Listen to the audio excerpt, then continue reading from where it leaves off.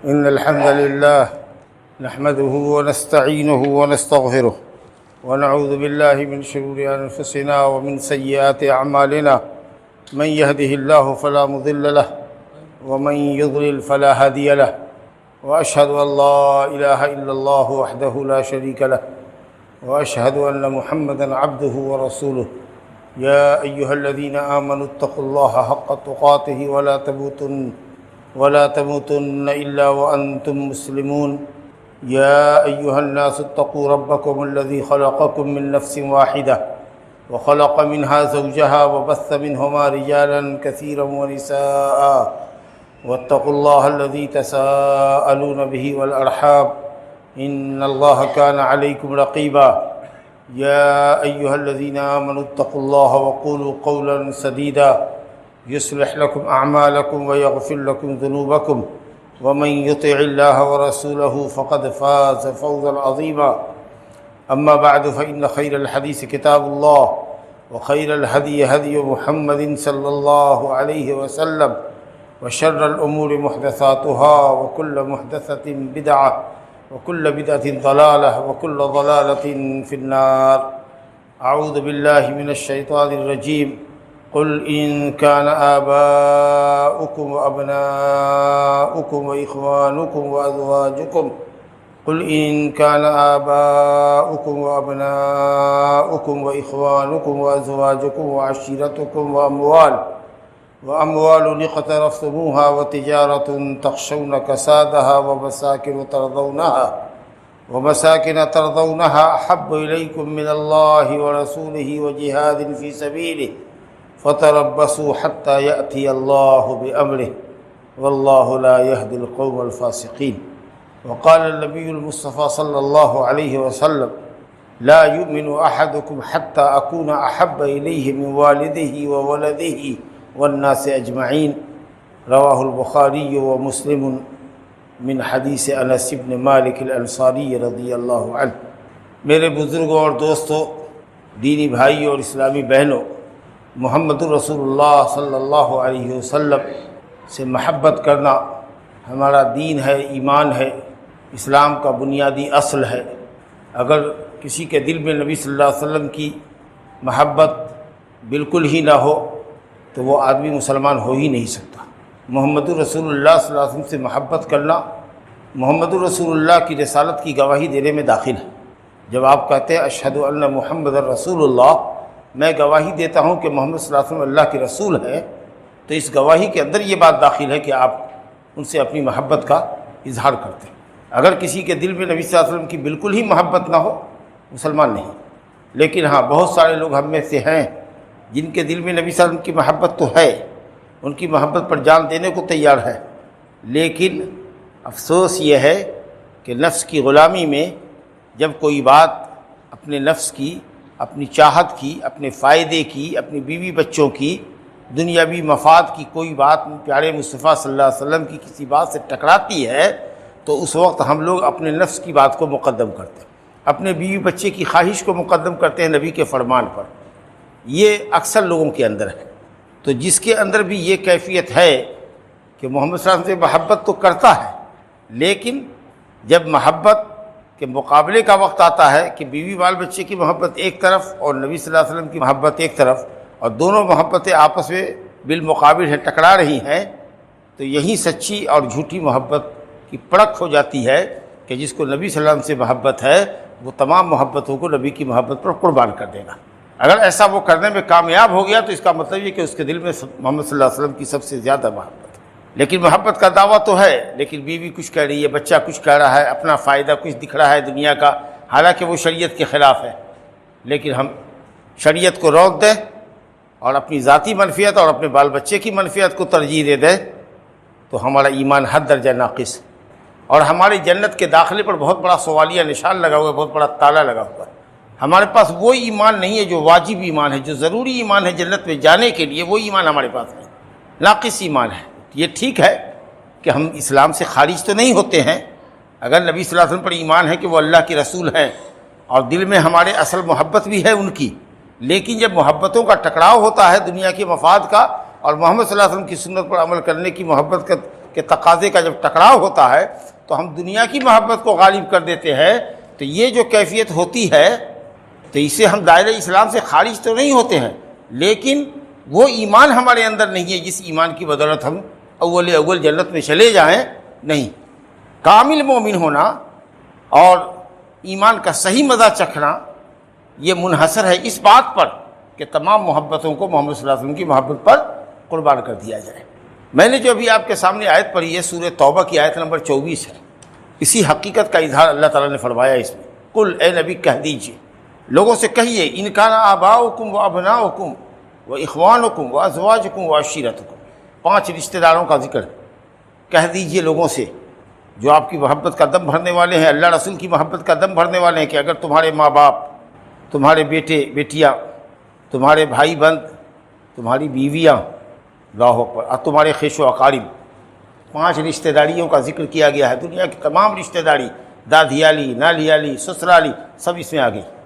اگر یہ تمام رشتہ داریاں، وہ اموال اقترفتموہا، اور وہ مال جو تم نے کما کے رکھا ہے، وہ مال اور وہ تجارت جو تم چلاتے ہو اور چاہتے ہو کہ کبھی مندہ نہ ہو، تجارت آپ کی فروغ پاتی رہے، دکان چلتی رہے، کاروبار بڑھتا رہے، جو تم یہ چاہتے ہو، اور وہ مکانات جس میں رہنا تم پسند کرتے ہو، اپنے پسند کا مکان، اگر اتنی ضروری چیزیں بھی تم کو اللہ اور اس کے رسول سے اور اللہ کے راستے میں جہاد کرنے سے زیادہ پیاری ہیں، وہ لفظ پر غور کیجیے گا، اگر یہ تمام رشتہ داریاں، تمہارے کمائے ہوئے مال، سونا چاندی، تمہاری وہ تجارت جس کو تم چاہتے ہو کہ کبھی مندہ نہ ہو، اور تمہاری وہ بلڈنگ جس میں رہنا پسند کرتے ہو، عالی شان بلڈنگ ہے، اگر یہ سب کی محبت تم کو اللہ سے، اس کے رسول سے اور اس کے راستے میں جہاد کرنے سے زیادہ پسند ہے تو تم کو اللہ کے عذاب کا انتظار کرنا چاہیے۔ یہ نہیں کہا کہ پسند ہے، زیادہ پسند ہے، تب عذاب کا انتظار کرو۔ اس کا مطلب یہ ہے کہ ان چیزوں سے محبت کرنا انسان کی فطرت ہے۔ کس کو باپ ماں سے محبت نہیں ہے، کس کو بیٹا بیٹی سے محبت نہیں ہے، کس کو بیوی سے اور خاندان کے بھائی بہن سے محبت نہیں ہے، کس کو مال دولت، تجارت اور اچھی رہائش پسند نہیں ہے، لیکن سب سے زیادہ محبت کس سے ہونی چاہیے؟ اللہ اور اس کے رسول سے۔ یہ ہے اسلام کی بات۔ قرآن یہ نہیں کہہ رہا ہے کہ تم ان چیزوں سے محبت نہ کرو، وہ یہ کہہ رہا ہے کہ اگر ان چیزوں کی محبت اللہ رسول سے زیادہ ہے تب تم کو اللہ کے عذاب کا انتظار کرنا چاہیے، اور فرمایا واللہ لا یہدی القوم الفاسقین، اور اللہ فاسقوں کو راہیاب نہیں کرتا، فاسقوں کو ہدایت نہیں دیتا۔ مومن نہیں کہا اس کو، جس کے دل میں رشتہ داری اور مال و دولت اور تجارت اور کاروبار کی محبت اللہ رسول سے زیادہ ہو، اس کو قرآن نے مومن نہیں کہا فاسق ہے، کافر سے نیچے کا درجہ ہوتا ہے۔ اگر دل میں اللہ رسول کی بالکل محبت نہیں ہے تب تو کافر ہے، لیکن محبت تو ہے، لیکن جہاں محبت ٹکراتی ہے تو وہاں اللہ رسول کی محبت کے اوپر دنیا کی محبت کو غالب کر دیتے ہو تو کافر بھی نہیں ہو لیکن پکے مومن بھی نہیں ہو، فاسق ہو، فاسق۔ اور فاسق کا درجہ کافر کے نیچے ہی ہوتا ہے۔ پہلے نمبر پر ہوتا ہے کفر، اور اس کے بعد ہوتا ہے فسق، اور اس کے بعد ہوتا ہے عصیان، نافرمانی۔ تو آپ تمام چیزوں سے محبت کیجیے، جتنی جائز محبت ہے، جو اتنی فطری محبت ہے، جس محبت کو اللہ نے دل میں آپ کے رکھا ہے، لیکن جہاں یاد رکھیے کہ سب سے زیادہ ایک مومن کی نگاہ میں محبوب کون ہو؟ اللہ اور اس کا رسول اور اس کا دین۔ جہاں دیکھیے کہ دین کا تقاضا ہماری ذاتی منفعت سے ٹکرا رہا ہے، اپنی منفعت کو قربان کر دیجیے، مگر دین پر زد نہ آنے دیجیے، دین پر ضرب نہ لگنے دیجیے۔ یہ ہے اصل ایمان کا تقاضا، اور یہی بات پیارے مصطفیٰ صلی اللہ علیہ وسلم نے فرمائی۔ حضرت انس بن مالک رضی اللہ عنہ کی روایت ہے بخاری مسلم کی کہ لا یؤمن احدکم، تم میں کا کوئی مومن نہیں ہو سکتا، یعنی کامل مومن نہیں ہو سکتا جب تک کہ مجھے وہ اپنے ماں باپ سے، اپنے بیوی بال بچوں سے اور دنیا کے تمام انسانوں سے زیادہ محبوب نہ بنا لے۔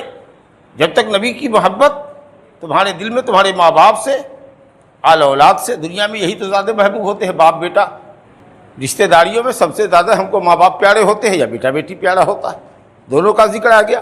والناس اجمعین، اور دنیا کے تمام انسان، اس کے اندر اپنی ذات بھی آ گئی، تو اپنی ذات سے بھی زیادہ محبت اللہ کے نبی کی ذات سے ہونی چاہیے۔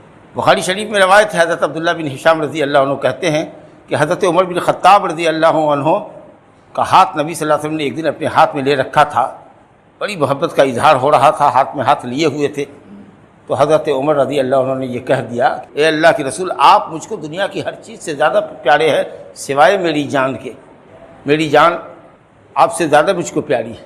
تو آپ نے کہا نہیں عمر، اس وقت تک نہیں جب تک کہ میں تمہاری جان سے بھی زیادہ تم کو پیارا نہ ہو جائے۔ پہلا جواب نیچرلی جواب تھا، نیچرلی جواب فطری طور پر ہر شخص کو اپنی جان پیاری ہوتی ہے، لیکن ہم نے محمد صلی اللہ علیہ وسلم کی محبت کو اختیار کیا ہے، ان کا کلمہ پڑھا ہے، تو جس محبت کو تم نے اختیار کیا ہے، جس نبی کی رسالت کو تم نے پسند کیا ہے، اور جس کی اتباع اور جس کی پیروی تمہاری نجات کا ذریعہ ہے، اس نبی کی محبت تم کو تمہاری اپنی جان سے، اپنی فطری محبت سے بھی زیادہ ہونی چاہیے۔ کہا نہیں عمر، نہیں، اس وقت تک نہیں جب تک کہ میں تم کو تمہاری جان سے زیادہ پیارا نہ ہو جاؤں۔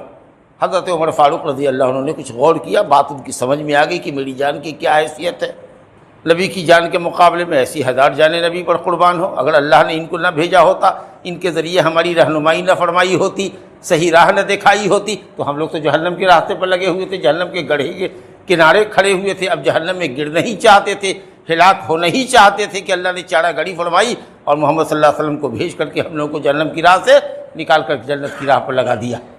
فوراً پکار اٹھے، کہا یا رسول اللہ، اب مجھ کو بات سمجھ میں آ گئی، آپ مجھ کو میری جان سے بھی زیادہ اب عزیز ہیں۔ تو آپ نے کہا الآن انت یا عمر، اب آپ نے وہ بات کہی جو آپ کو پہلے کہنی چاہیے۔ تو حقیقت یہی ہونی چاہیے کہ میں بھی اور باپ بھی، بھائی بھی، برادر بھی فدا، میں بھی اور باپ بھی، بھائی بھی، برادر بھی فدا، اے شہیدی تیرے ہوتے ہوئے کیا چیز ہے ہم اپنے آپ کو نبی پر فدا کریں، اپنے ماں باپ کو، اپنے بیوی بال بچوں کو، اسی میں ہماری بھلائی ہے۔ تو بات صرف اتنی ہے کہ جائز محبت آپ کیجئے جس چیز سے بھی قلبی اور فطری اللہ نے محبت دی ہے، لیکن یاد رکھیے کہ سب سے زیادہ محبت پیارے رسول کی آپ کے دل میں ہونی چاہیے۔ پہلے اللہ کی محبت ہو اور اس کے بعد نبی کی محبت ہو۔ نبی کی محبت اللہ کی محبت کے تابع ہے، اگر برابر سے ہم محبت کریں گے، نبی کی محبت کو اللہ کی محبت کے برابر گردانیں گے تو یہ شرک ہو جائے گا۔ مومن سب سے زیادہ محبت اللہ سے کرتا ہے۔ ہم رسول اللہ صلی اللہ علیہ وسلم سے اس لیے محبت کرتے ہیں کہ اللہ رسول سے محبت کرتا ہے، اور اللہ ہی نے رسول سے محبت کرنے کا حکم فرمایا ہے، تو اس لیے اللہ سے محبت سب سے زیادہ ہے۔ اب باقی جس چیز سے بھی ہم محبت کرتے ہیں، اللہ سے کریں، فرشتے سے کریں، قرآن سے کریں، دین اسلام سے کریں، وہ اس لیے کہ ان چیزوں سے اللہ محبت کرے اور اس نے محبت کا حکم دیا ہے۔ تو تمام محبتیں اللہ کی محبت کے تابع ہیں، اور سب سے اوپر اللہ کی محبت، یاد رکھیے گا۔ اب یہ محبت جو ہے یہ زبانی جمع خرچ کا نام نہیں ہے۔ سب لوگ کہتے ہیں مجھ کو محبت ہے رسول سے، مجھ کو محبت ہے رسول سے، کون نہیں کہتا، لیکن کہا نا کہ اس کی کسوٹی ہے، دعوی محبت کی کسوٹی ہے، میزان ہے، تولنا ہوگا، اس کی کچھ علامات ہیں۔ تو ابھی آپ نے سن لیا کہ سب سے افضل ہستی اگر کائنات میں کوئی ہے اللہ کے بعد، مخلوق میں کہہ لیجئے، اللہ کا اور مخلوق کا کیا مقابلہ، یہ کہیے کہ مخلوق میں سب سے برگزیدہ اور سب سے افضل کوئی ہستی ہے تو وہ محمد صلی اللہ علیہ وسلم کی۔ نبی صلی اللہ علیہ وسلم نے فرمایا کہ اللہ تعالیٰ نے چنندوں میں ہم کو چنا۔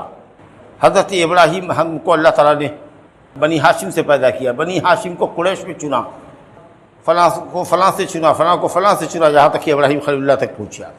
ان اللہ اصطفیٰ من بنی کنانہ ولد اسماعیل، اللہ نے بنو کنانہ سے اسماعیل کی اولاد کو پسند کیا، اسماعیل کی اولاد سے اللہ نے قریش کو پسند کیا، قریش سے اللہ تعالیٰ نے بنو ہاشم کو پسند کیا، اب بنو ہاشم سے اللہ نے ہم کو پسند کیا۔ انا سید ولد آدم یوم القیامت ولا فخر، نبی صلی اللہ علیہ وسلم نے فرمایا کہ میں اولاد آدم کا سردار ہوں گا، حضرت آدم سمیت تمام انبیاء اور ان کی نسل ماننے والوں کا اور انسان ناتے جتنے بھی ہیں سب سے میں افضل ہوں، بلکہ فرشتوں سے بھی آپ افضل ہیں۔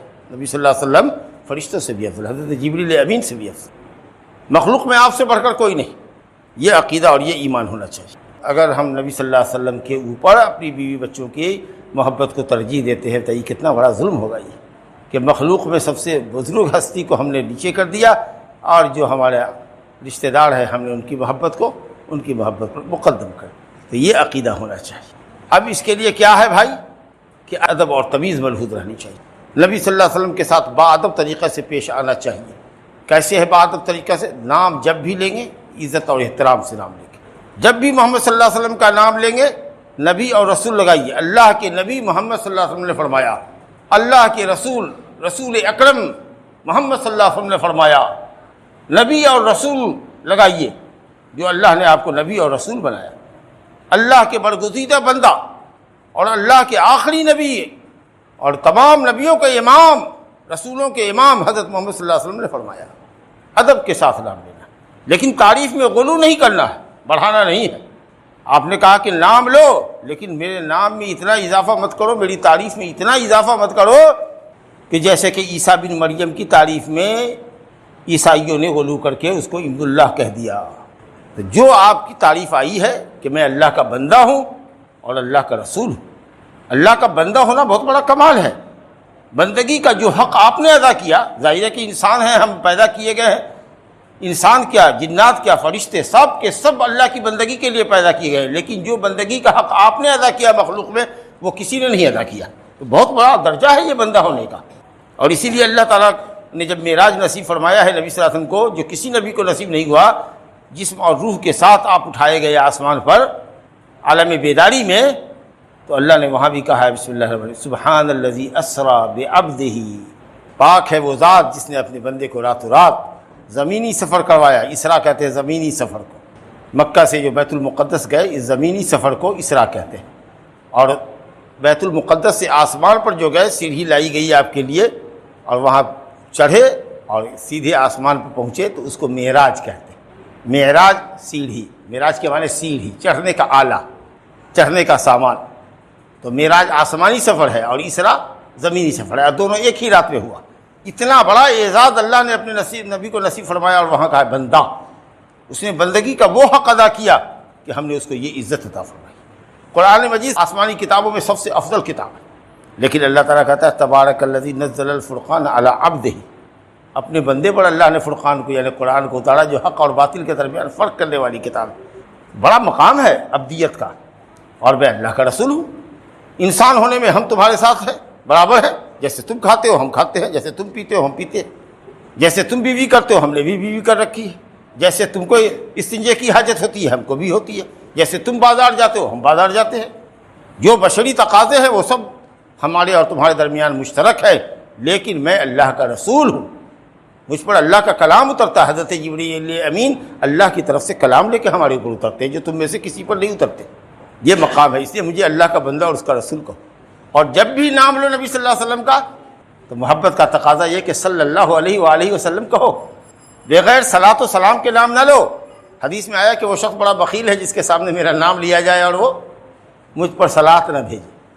جب ہم کہتے ہیں اللہم صلی علی محمد، اے اللہ نبی پر صلاۃ بھیج، اس کا کیا مطلب کہ ملائے اعلیٰ میں آسمان میں عرش کے اوپر اے اللہ ہمارے نبی کا ذکر فرشتوں کے درمیان فرما، اور ان کے رتبے کو بلند فرما، اور ان کے دین کو قیامت تک کے لیے باقی رکھ، غالب رکھ، ان کی امت کو عزت عطا فرما۔ یہ سب معنی صلاۃ کے اندر ہے کہ ہمارے نبی کا ذکر فرشتوں کے درمیان فرما، اور ان کے دین کو عزت اور غلبہ نصیب فرما۔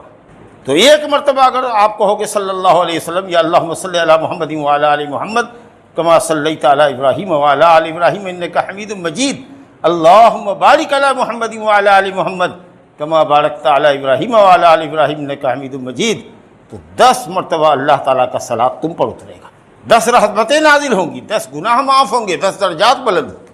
تو نبی کے ساتھ ادب یہ ہے کہ نام لو تو کہو پیارے رسول محمد صلی اللہ علیہ وسلم نے فرمایا، ہمارے رسول ہمارے نبی محمد صلی اللہ علیہ وسلم نے فرمایا۔ نبی اور رسول کے وصف کے ساتھ اللہ کے سب سے برگزیدہ بندہ اور سب سے افضل رسول محمد صلی اللہ علیہ وسلم نے فرمایا صلی اللہ علیہ وسلم کے ساتھ لگاؤ، اور عبد اور نبی اور رسول کا لفظ لگاؤ۔ حضرت مولانا علامہ فلانا تب نام لیتے ہیں، کتنا پہلے تعریف کرتے ہیں تب نام لیتے ہیں۔ یہاں کا محمد صلی اللہ علیہ وسلم نے فرمایا، ہاں محمد صاحب فرماتے ہیں، جی لگتا ہے کہ آپ کے بھائی بھتیجے، اور کسی مولوی کا نام لیجئے تو حضرت علامہ مفتی فلاں چلاں، تب اس کے بعد 2 کا القاب آداب رہے گا، اس کے بعد نام رہے گا، آگے پیچھے دم چھلا لگا رہے گا۔ تو اسی محمد صلی اللہ علیہ وسلم کو وصف نبوت وصف رسالت سے متصف کرتے ہوئے کہ اللہ کی نبی اور اللہ کی رسول محمد صلی اللہ علیہ وآلہ وسلم نے فرمایا، اس طریقہ سے نام لیجیے ادب کے ساتھ۔ اور جب ان کا نام نامی آئے تو صلی اللہ علیہ وآلہ وسلم پڑھیے، اور کثرت سے درود شریف پڑھا کیجیے، خاص کر کے جمعہ کے دن، کیونکہ یہ سید الایام ہے۔ جمعہ جو ہے ہفتے کے دنوں کا سردار ہے۔ اب محمد صلی اللہ علیہ وسلم مخلوق میں سید ہے، سب سے انسانوں میں سب سے سید ہے، سب سے افضل ہے، اور اوراد و وظائف کے اندر سب سے افضل درود ہے۔ تو افضل دن میں افضل نبی پر افضل درود، اور افضل درود کیا ہے؟ وہی جو اللہ نے اپنے نبی کو نماز میں پڑھنا سکھایا، جس کو درود ابراہیمی کہتے ہیں۔ بہت سارے لوگوں نے درود بھی کر لیا ہے، درود تاج، درود لکھی، درود ہزاری، سب میں شرکیہ کلمات گھسا دیے۔ بھلا اس کلمے سے اچھا کلمہ کون ہوگا جو اللہ نے اپنے نبی کو جبریل کے ذریعے سکھایا؟ ایک شخص نے پوچھا یا رسول اللہ سلام اور صلات بھیجنے کا اللہ حکم دیتا ہے آپ پر، تو سلام تو ہم نے جان لیا آپ سے تحیات میں، السلام علیک ایھا النبی ورحمۃ اللہ وبرکاتہ۔ درود کیسے پڑھے؟ کیف نصلی علیک یا رسول اللہ، صلات کیسے بھیجے آپ پر؟ تو چپ رہے۔ کچھ دیر کے بعد جب جبریل امین آئے، وحی اتر گئی، تب آپ نے پوچھا کہ پوچھنے والا کہاں گیا؟ کہا ہاں ہم یہاں ہیں نا یا رسول اللہ۔ آپ نے کہا قل واللہ وصلی اللہ، وحی الہی آئی، اللہ نے یہ کلمات بھیجے۔ تو اللہ کے کلمات سے پڑھ کر کے کس کا کلمہ ہو سکتا ہے؟ تو اس لیے درود ابراہیمی پڑھا کیجئے، انشاءاللہ اس پر آپ کو درود السلام ملے گا۔ اور مختصر میں آپ صلی اللہ علیہ وآلہ وسلم جو محدثین نے اختیار کیا ہے کہ کم سے کم نام پر صلی اللہ علیہ وسلم یا صلی اللہ علیہ وآلہ وسلم کہا کرو، یہ آپ کا تقاضا ہے، آپ کی محبت کا تقاضا ہے۔ اور کیا چیز ہے بھائی؟ اس بات کا یقین رکھو کہ کائنات میں، مخلوق میں سب سے سچے کون ہیں؟ محمد صلی اللہ علیہ وسلم۔ آپ سے بڑھ کے سچا کوئی نہیں، آپ سے بڑھ کر سچا کوئی نہیں ہے۔ لہذا جو باتیں بھی آپ نے اللہ کی طرف سے کہی ہیں، جو باتیں قرآن میں ہیں، اللہ نے اپنے کلام مبین میں اتارا ہے، اور جو باتیں نبی صلی اللہ علیہ وسلم کی صحیح حدیث میں ہیں، وہ سب سچی باتیں۔ جن باتوں کی محمد صلی اللہ علیہ وسلم نے خبر دی ہے، چاہے اس کا تعلق گزشتہ زمانے سے ہو یا آنے والے زمانے سے ہو کہ ایسا ایسا زمانہ ہوگا، ایسے ایسے لوگ ہوں گے، یہ ہوگا وہ ہوگا، ایسا ہوگا ویسا ہوگا، ایک زمانہ آئے گا ایسے ہوں گے ویسے ہوں گے، ایک زمانہ آئے گا کہ لوگ سود خوار ہو جائے گا، نہیں سود تو سود کا غبار اور دھواں بھی کم سے کم لگے گا، حرام خوری عام ہو جائے گی، زمانہ آئے گا ناچ گانا عام ہو جائے گا، بے حیائی بے پردگی عام ہو جائے گی۔ بہت سی چیزوں سے آپ نے امت کو آگاہ کیا تاکہ امت باخبر رہے۔ تو چاہے گزرے ہوئے زمانے سے متعلق ہو کہ آنے والے زمانے سے متعلق ہو، یہ سب اللہ نے بتایا ان کو۔ تو وہ جو خبر انہوں نے دی ہے پچھلے زمانے کی اور آگے آنے والے زمانے کی، بشرطے کہ وہ حدیث صحیح ہو، تو ہمارا ایمان ہونا چاہیے کہ نبی صلی اللہ علیہ وسلم نے جن باتوں کی خبر دی ہے آپ اس میں سچے ہیں۔ مخلوق میں آپ سے بڑھ کے سچا کوئی نہیں ہو سکتا۔ تو نبی صلی اللہ علیہ وسلم کی باتوں کی تصدیق کر دی۔ اور کیا کرنا ہے؟ وَطَاعَتُهُ فِيمَا أَمَرَ، اور جن باتوں کا اللہ کے نبی نے حکم فرمایا ہے یہ کرو یہ کرو، اور جن چیزوں سے روکا یہ نہ کرو یہ نہ کرو یہ نہ کرو، تو جن چیزوں کے کرنے کا حکم دیا ہے ان کاموں کو کریں، اور جن سے منع کیا ہے ان سے رک جائیں، یعنی رسول اللہ صلی اللہ علیہ وسلم کی اطاعت کریں۔ اور یہ رسول کی اطاعت در حقیقت اللہ کی اطاعت ہے، کیونکہ ہم سب جانتے ہیں کہ نبی صلی اللہ علیہ وسلم نے دین کے معاملے میں اپنی طرف سے کچھ نہیں کہا۔ قرآن تو اللہ کا کلام ہی ہے، اور نبی صلی اللہ علیہ وسلم کی جو حدیث ہے، جو بات آپ نے فرمائی ہے، جو کام آپ نے کیا ہے، یا جو کام آپ کی موجودگی یا غیر موجودگی میں صحابہ نے کیا اور اس کی متعلق آپ کو خبر معلوم ہوئی اور آپ نے انکار نہیں کیا، یہ تمام چیزیں نبی کی حدیث کہلاتی ہیں۔ یہ سب بھی سچی ہیں، اوتھینٹک ہیں، ان کی پیروی کرنی ہے ہم کو۔ تو اللہ اور اس کے رسول نے جن باتوں کا حکم فرمایا ہے، قرآن اور حدیث سے جو باتیں ثابت ہے، ان کی ہم کو بجاوری کرنی ہے، اور جن چیزوں سے اللہ اور اس کے رسول نے روکا ہے ان سے رک جانا۔ اللہ نے فرمایا من یطع الرسول فقد اطاع اللہ ومن یطع الرسول فقد اطاع اللہ ومن تولی فما ارسلناک علیہم حفیظا۔ اے نبی، جس نے آپ کی پیروی کی، جس نے بلا چنو چرا آپ کی بات مانی، اس نے اللہ کی بات مانی، اور اگر کوئی روگردانی کرتا ہے تو کرنے دیجیے، آپ داروغہ تھوڑے ہی ہیں اس پر۔ جس نے آپ کی پیروی کی اس نے اللہ کی پیروی کی۔ یہ قرآن نے کہا یا ایھا الذین آمنوا اطیعوا اللہ واطیعوا الرسول واولی الامر منکم، اے ایمان والو اللہ کا کہا مانو، قرآن کی پیروی کرو، نبی کا کہا مانو، نبی کی حدیث کی پیروی کرو، اور جو تم میں امر والے ہیں، حکم والے ہیں، علماء کی بات مانو، مسلم حکمرانوں کی بات مانو۔ لیکن مسلم حکمران کی بات ہو یا عالم کی بات ہو، اس کا آنکھ بند کر کے ماننا ہمارے لیے جائز نہیں ہے، جب تک کہ وہ اللہ اور اس کے رسول کے مطابق رہا۔ اس لیے اطیعوا اللہ اطیعوا الرسول، تو آیا اطیعوا اللہ و اطیعوا الرسول، اللہ کی اطاعت کرو اور رسول کی اطاعت کرو۔ واولی الامر منکم، یہاں اطیعوا نہیں ہے، اس کا مطلب یہ ہے کہ اولو الامر جو حاکم ہیں اور علماء ہیں ان کی بات تبھی مانیں گے جب وہ اللہ رسول کے مطابق کہیں گے۔ اگر اللہ اور اس کے رسول کے خلاف جانے کے لیے حاکم حکمراں کہیں گے، ہمارے ماں باپ کہیں گے کہ اللہ رسول کے خلاف یہ کام کرو، ہرگز نہیں، جائز نہیں ہے، واللہ جائز نہیں۔ اگر مومن رہنا چاہتے ہو، قرآن میں کہا اللہ تعالیٰ نے کہ شادی بیاہ کرتے ہو تو بیوی کو خرچ دینا ہے، بیوی کو مہر دینا ہے، اسی مہر کے بدلے میں بیوی حلال ہوتی ہے تمہارے لیے۔ مہر تو تھوڑا سا رکھتے ہو، رکھا بھی تو فکر نہیں ہوتی ہے کہ نقد دے دے، ملاقات کی رات میں، پہلی رات میں زفاف کی جو رات ہے، شب زفاف جس کو کہتے ہیں، سہاگ رات، اس میں آپ دے دیں۔ اگر نہیں ہے، مجبوری ہے، تو اس سے کہہ دیں کہ ہم ابھی مجبور ہیں، محتاج ہیں، انشاءاللہ 6 مہینے میں آپ کو دے دیں گے۔ مدت مقرر کیجیے، جیسے کسی سے آپ ادھار سامان لاتے ہیں تو ایک مدت مقرر کرتے ہیں، بالکل۔ بلکہ یہ کہا گیا ہے حدیث میں کہ سب سے زیادہ تاکیدی قرض اگر کوئی ہے تو وہ تمہاری بیوی کا مہر ہے، حق مہر ہے، جس کے ذریعے تمہاری بیوی تمہارے لیے حلال ہوئی۔ اس کی تو فکر نہیں ہے آپ کو کہ مہر دینا ہے، جتنی صلاحیت ہے اتنا ہی مہر رکھے۔ لیکن اگر آپ کے پاس لڑکا ہے خیر سے، اور ماشاءاللہ اگر کچھ پڑھ لکھ لی اور نوکری ہارا ہو گیا، تب کیا پوچھنا، تب تو اس کا بھاؤ چڑھے گا، 5 لاکھ سے کم میں بات نہیں کرے گی۔ اور موٹر سائیکل تو لیوے کریں گے 1.5 لاکھ 2 لاکھ والی، اپنے مطالبے کے حساب سے جہیز کا اعلیٰ سے اعلیٰ سامان لیں گے۔ فریج اتنے سائز کی ہونی چاہیے، اس کمپنی کی ہونی چاہیے۔ اگر خود نہ مانگ سکے کہ ذرا لوگوں کے اندر ہماری بے عزتی ہوگی، تو دلالوں کے ذریعے خبر بھیجوایا، اتنے لوگ آئیں گے بارات میں اور یہ چیز کھائیں گے، ہمارا مینو یہ ہوگا، ہمارے مطالبے کے مطابق کھانا آپ کو کھلانا ہوگا۔ اللہ سے نہیں ڈرتے آپ۔ اللہ نے مرد کو قوام بنایا، عورت کا نگراں اور حاکم بنایا ہے، اسی لیے کہ مرد بیوی پر خرچ کرتا ہے، مہر بھی دیتا ہے، نان نفقہ بھی دیتا ہے۔ آپ بیوی سے، اس کے باپ سے مانگتے ہیں کہ تم ہم کو کیش دو، ہم کو تم سامان دو، اور ہمارے باراتیوں کو اتنا کھلاؤ، اور اگر اس میں کوئی کمی ہو گئی تو آپ پورے آسمان سر پہ اٹھا لیتے ہیں۔ جبکہ سادگی کے ساتھ بیاہ ہونا چاہیے۔ سوچئے ایک آدمی کتنے پیار محبت سے اپنی بیٹی کو، لخت جگر کو پال پوس کے جوان کرتا ہے، پڑھاتا لکھاتا ہے، ادب دیتا ہے، اور جب وہ کام کرنے کے لائق ہوتی ہے تو آپ کے حوالے کر دیتا ہے، آپ کے بیٹے کے حوالے کرتا ہے کہ لے جاؤ، اس سے تم اپنی جنسی خواہش بھی پوری کرو گے، اس سے تم کو اولاد بھی اللہ عطا کرے گا، یہ تمہارے گھر کی بھی نگرانی نے حفاظت کرے گی، تمہارے لیے کھانا دانا تیار کرے گی، تمہارا گھر صاف کرے گی، تم کہیں سے تھکے مادے آؤ گے، تمہارے لیے ماحول گھر کا سازگار ملے گا بیوی کی وجہ سے۔ کتنی بڑی نعمت ہے۔ نیک بیوی تلاشا کرو، لیکن نہ، نیک سے کیا مطلب ہے؟ دیندار آدمی ہو بیٹی والا، اس سے کیا مطلب ہے؟ لڑکی باحجاب ہے کہ نہیں، اس سے کیا مطلب ہے؟ فوڈ پیکر ہونی چاہیے اور نقدی ہونی چاہیے اتنی۔ اللہ سے ڈرو، اللہ سے، اللہ سے ڈرو۔ اللہ نے مرد کو ایک درجہ اس لیے فضیلت دی ہے کہ مرد خرچ کرتا ہے، اور مہر بھی رکھو کم، جس کو آسانی سے ادا کر دو۔ نبی صلی اللہ علیہ وسلم فرماتے ہیں کہ وہ عورت بڑی بابرکت ہوتی ہے جس کو بیاہ ہونے میں کم خرچ لگے۔ آپ مہر تو کم دیتے ہیں، بڑی اچھی بات ہے، لیکن بیٹی والے پر اتنا چاپ چڑھاتے ہیں کہ اس کے لیے اپنی بیٹی کے ہاتھ پیلے کرنا مشکل ہے۔ اور اگر 2-3 بیٹی ہے تو آپ سمجھ سکتے ہیں کہ کیا کرے گا بیچارہ۔ ہر چند کے اس کی بیٹی پڑھی لکھی ہے، خوبصورت ہے، دیندار ہے، با پردہ ہے، اور اس کے باوجود بھی آپ اتنے پیسے کا مطالبہ کرتے ہیں کہ وہ دے نہیں سکتا ہے۔ 30-30 سال کی، 35-35 سال کی لڑکیاں ہیں، 40-40 سال کی لڑکیاں گھر میں پڑی ہوئی ہیں، ان کے ہاتھ پیلے نہیں ہو رہے ہیں۔ اور ظاہر ہے کہ آپ سنتے ہیں فلاں شہر میں کوئی مسلم لڑکی کافر ہو کر کے کسی غیر مسلم سے شادی کر کے بھاگ گئی، فلاں جگہ فلاں لڑکی بھاگ گئی، فلاں جگہ فلاں لڑکی بھاگ گئی۔ یہ کتنا بڑا اس مسلم قوم کے منہ پر تماچا ہے۔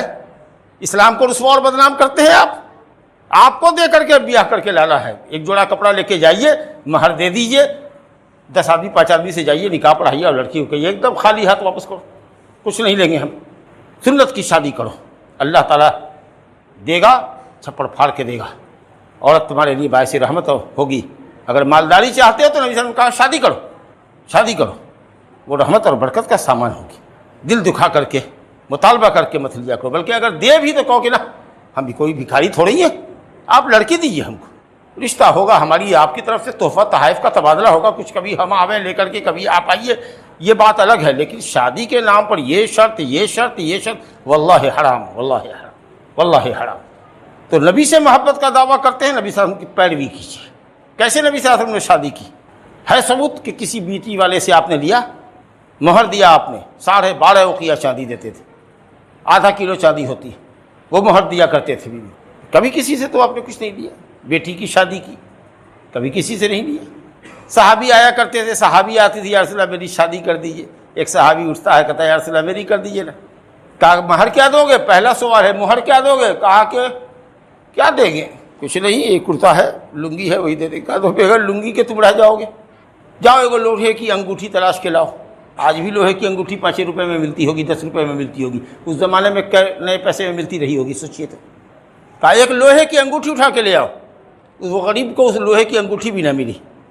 تو آپ نے پوچھا کہ قرآن کچھ یاد ہے؟ کہا ہاں ہاں، فلاں فلاں صورت یاد ہے۔ کہا چلو اسی کو مہر بناتا ہوں، جا کر کے اپنی بیوی کو وہ صورت یاد کرا دینا اور تمہاری بیوی تمہارے لیے حلال ہوگی۔ یہ شادی ہوتی تھی۔ اگر محتاج ہو گئے شادی کی برکت سے، اللہ کہتا ہے قرآن میں یکونوا فقراء یغنیہم اللہ من فضلہ، اگر فقیر ہو گئے محتاج ہو گئے تو اللہ شادی کی برکت سے مالدار کر دے گا۔ یہ مالداری اللہ سے کیوں نہیں مانگتے ہو کہ بیٹی والے سے مانگتے ہو، اور لڑکیاں گھر سے نکلنے پر اور غیر مسلموں سے شادی رچانے پر مجبور ہیں؟ یہ مسلم سماج کے لیے، خود اسلام کے لیے کتنے بڑے شرم کی بات ہے۔ جن چیزوں سے نبی نے روکا ہے ان چیزوں سے روکو، اور اسی طریقہ سے محمد صلی اللہ علیہ وسلم نے جو طریقہ بتایا ہے اس طریقے کے مطابق اللہ تعالیٰ کی عبادت کرو۔ نماز کا طریقہ آپ سے ثابت ہے، روزے کے مسائل ثابت ہے، کتنے مال میں کتنی زکوٰۃ دینی ہے، غلے کی زکوٰۃ کا کیا حکم ہے، سونے چاندی کی زکوٰۃ کا کیا حکم ہے، ساری کچھ چیزیں الحمدللہ ہماری شریعت میں موجود ہے۔ آپ علماء سے پوچھیے، پختہ علماء سے، کیا حلال ہے کیا حرام ہے۔ اللہ کی بندگی اسی طریقے پر کیجیے جو طریقہ پیارے مصطفیٰ صلی اللہ علیہ وسلم۔ اسی طریقہ سے نبی کریم صلی اللہ علیہ وسلم کے آل و ازواج سے محبت کیجیے، نبی کریم صلی اللہ علیہ وسلم کے صحابہ کرام سے محبت کیجیے، جن کو اللہ نے اپنے نبی کا ساتھی بنایا، جن کو نبی صلی اللہ علیہ وسلم کی صحبت کے لیے پسند کیا کہ ہمارے نبی کے ساتھی یہ لوگ رہیں گے۔ دنیا میں سب سے افضل لوگ اگر کوئی ہو سکتے ہیں تو وہ نبی صلی اللہ علیہ وسلم کے صحابہ کرام ہیں۔ لیکن دیکھیے شیعہ کس طریقہ سے گالی دیتے ہیں ابو بکر و عمر کو، اور کس طریقہ سے علی، حسن، حسین رضی اللہ عنہم جو اہل بیت کے لوگ ہیں، 12 امام کو معصوم کہتے ہیں کہ ان سے کوئی گناہ سرزد نہیں ہو سکتا، بلکہ نعوذ باللہ ان میں جو غلو پسند لوگ ہیں وہ تو کہتے ہیں کہ حضرت علی نعوذ باللہ محمد صلی اللہ علیہ وسلم سے افضل ہے، سچ، اور فاطمہ ان دونوں سے افضل ہے۔ جھوٹی روایت کرتے ہیں کہ اگر اے نبی آپ نہ ہوتے تو کائنات نہ بناتا، اور علی نہ ہوتے تو آپ کو نہ بناتا، اور فاطمہ نہ ہوتی تو آپ دونوں کو نہ بناتا۔ اللہ کی لعنت ہو ایسے لوگوں پر جو اس طرح کی جھوٹی حدیثیں کرتے ہیں۔ تو خالی تعریف کرنا، غلو کرنا، نبی کو جو چاہیں خدا کر دکھائیں، اماموں کا رتبہ نبی سے بڑھائیں، مولوی اور امام کو نبی کا درجہ دے دیا تم نے، نبی کی حدیث کے مقابلے میں امام مولوی کی بات مانتے ہو، اور نبی کی منقبت اتنی بڑھاتے ہو کہ اللہ اور نبی میں کوئی فرق ہی نہیں رہتا تمہارے یہاں۔ عبادت صرف اللہ کا حق ہے اور پیروی رسول کا حق ہے، پیروی کرنا ہے، رسول کی حکم ماننا ہے، اور نبی کے بتائے ہوئے طریقے کے مطابق محمد صلی اللہ علیہ وسلم کی صحیح حدیث کے مطابق اللہ تعالیٰ کی بندگی کرنی ہے ہم کو۔ قیامت میں اسی بات کی پوچھ ہوگی کہ بندہ کس کے تھے، تم کس کا بندہ تھا اور کس کی پیروی کرتا تھا؟ تو جواب ہمارا یہ ہو کہ ہم اللہ کے بندے تھے، اے اللہ ہم نے تیرے علاوہ کسی کی پرستش نہیں کی، کسی کی عبادت نہیں کی، اور ہم نے تیرے نبی کی بات کے مقابلے میں کسی کی بات نہیں لی، اور جہاں نبی کا فرمان ہمارے طریقے کے خلاف آیا اور کسی نے کہا کہ اللہ سے ڈرو یہ سنت کے خلاف ہے، نبی کے فرمان کے خلاف ہے، میں وہیں رک گیا، کامیاب ہو جاؤ گی، نبی کی شفاعت نصیب ہوگی، نبی صلی اللہ علیہ وسلم کے حوض کوثر سے سیرابی نصیب ہوگی۔ میرے بزرگوں دوستو، ربیع الاول کا مہینہ آ گیا ہے، اب دیکھیے گا محبت کا سیلاب بڑھے گا، اور سیلاب بھی آئے گا کس شکل میں؟ میلاد کی شکل میں، یہاں میلاد، وہاں میلاد، وہاں میلاد، وہاں میلاد، اور عقیدہ کیا ہے؟ نبی صلی اللہ علیہ وسلم مجلس سے تشریف لاتے ہیں ہمارے، سوچیے ہر جگہ حاضر ناظر ہیں، ہر چیز کو دیکھ رہے ہیں، ہر چیز کو جان رہے ہیں، عالم الغیب ہے اللہ اکبر، وہ سب عقائد پیش کیے جائیں گے جن عقیدے کو اگر ہم مان لیں تو اللہ کافر ہو جائے، اسلام سے خارج ہو جائے، اور اس کو لوگ سمجھیں گے کہ نبی کی محبت ہے۔